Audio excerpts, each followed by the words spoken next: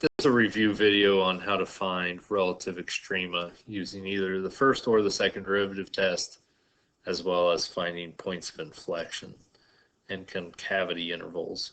So to find relative extrema, no matter which way you are doing it, relative extrema always occur when the first derivative is 0 or undefined.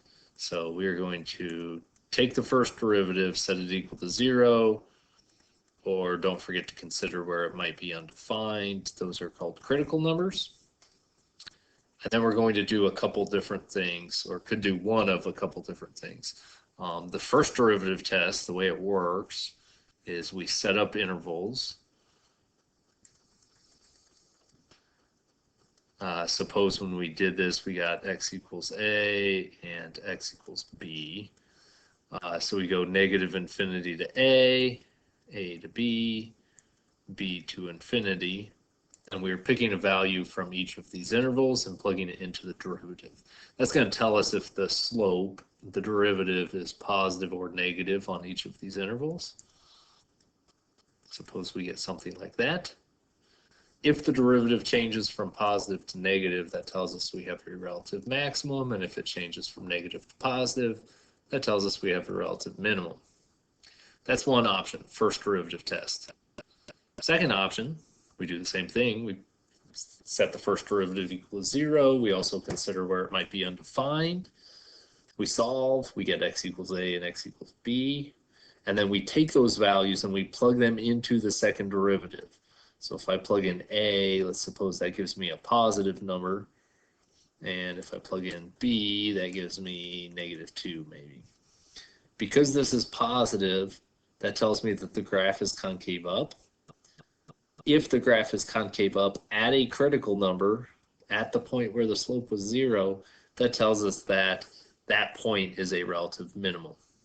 Whereas if the second derivative is negative at a critical number, that tells us that that point was a relative maximum. If the second derivative gives you 0 or undefined at a critical number, the second derivative test is inconclusive. You should go back and use the first derivative test. To find points of inflection, we actually do it almost exactly the same way as we find relative extrema using the first derivative test. It's just we're looking at the second derivative instead of the first derivative. So we are taking the second derivative, setting it equal to 0 or undefined. We're solving. We are setting up intervals. I'm going to draw it this way this time, just for space sake. This time, I am checking the second derivative instead of the first derivative. Again, we're setting up our intervals. And we are looking for a sign change, just like we were before. In this case, x equals a would be a point of inflection, whereas x equals b is not a point of inflection because the second derivative did not change sign. It doesn't matter if it changes from positive to negative or from negative to positive. We call them all points of inflection. So let's take a look at an example, a basic one first, and then see how it might look on the AP exam. Let's look at f of x is equal to x cubed minus 6x squared plus 9x plus 3. And we were asked to find relative extrema. We'll do it both with the first and the second derivative test, and then find points of inflection as well. So to find extrema, first derivative equals 0.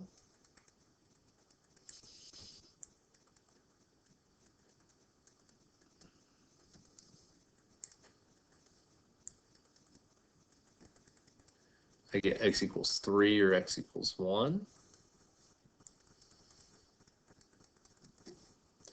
If we are using the first derivative test, we're going to set up intervals. We are setting up intervals around our critical numbers of 1 and 3. I probably should have mentioned this. We also do want to double check to make sure that the first derivative is never undefined. If it is, it's important to include those on our intervals. Make sure you label your table. These are my x values. These are my derivatives. I'm choosing a value from the interval. X equals 0 would be a good choice. Plugging it into the derivative, that gives me 9, which is positive. Pick a value here, maybe x equals 2. X equals 2 would give me 12 minus 24 plus 9, negative 3, which is negative. Plugging in 4, I've got 48 minus 48 plus 9. So this indicates a relative maximum because the derivative changed from positive to negative. Increasing to decreasing is a max. This would be a minimum. At x equals 1, I have a max. If I need the maximum value, I plug 1 back into the original equation. So what is that? Negative 5, 4, 7. And you can find the relative minimum by plugging 3 back into the original equation. If we were to use the second derivative test instead, all of this would look the same up to there. I would get my critical numbers, and then I would need to plug those critical numbers into the second derivative. So the second derivative at 3 is 6. That's a positive number, which means the graph is concave up, giving us a relative minimum at x equals 3, which is the same thing I found when I did it this way. Second derivative at 1 is negative 6, which is clearly negative, less than 0. Concave down gives me a max. If it asks for increasing or decreasing intervals, we would do the first derivative test. Anytime the first derivative is positive, that interval is increasing. If it wanted points of inflection occur when the second derivative is 0 or undefined. X equals 2, second derivative is never undefined. Set up intervals to show that it is indeed a point of inflection.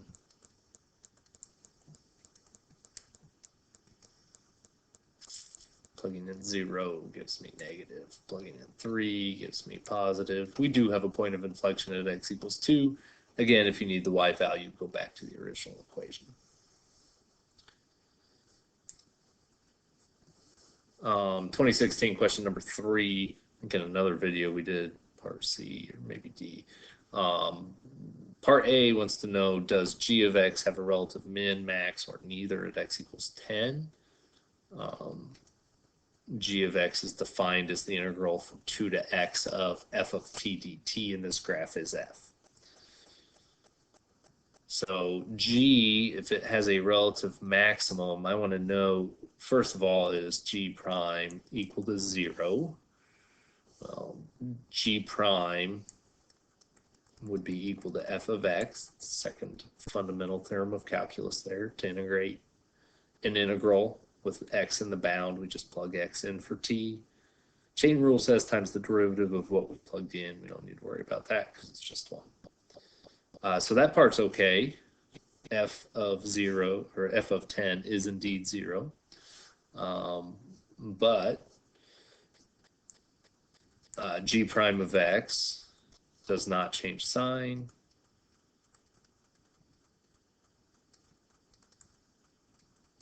At x equals 10. Therefore, it is neither. G prime of x is equal to f of x. Notice f of x is negative here and still negative here. If it asked about x equals 6, f of x, and therefore g prime of x, is positive before it gets to 6 and then negative. Positive derivative and then negative derivative, that would be a relative maximum at x equals 6. Didn't ask that though, I guess. Part B wants to know, does g have a point of inflection at x equals 4? Points of inflection are when the second derivative changes sign. The second derivative of g would be equal to the first derivative of f. Second derivative of g, f of x, f prime of x is positive and then negative. So g double prime of x, which is equal to f prime of x, changes sign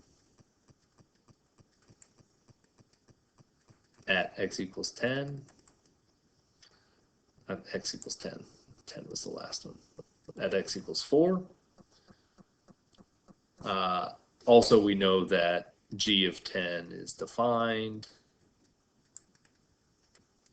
Therefore, yes, g of x has a point of inflection at x equals 4.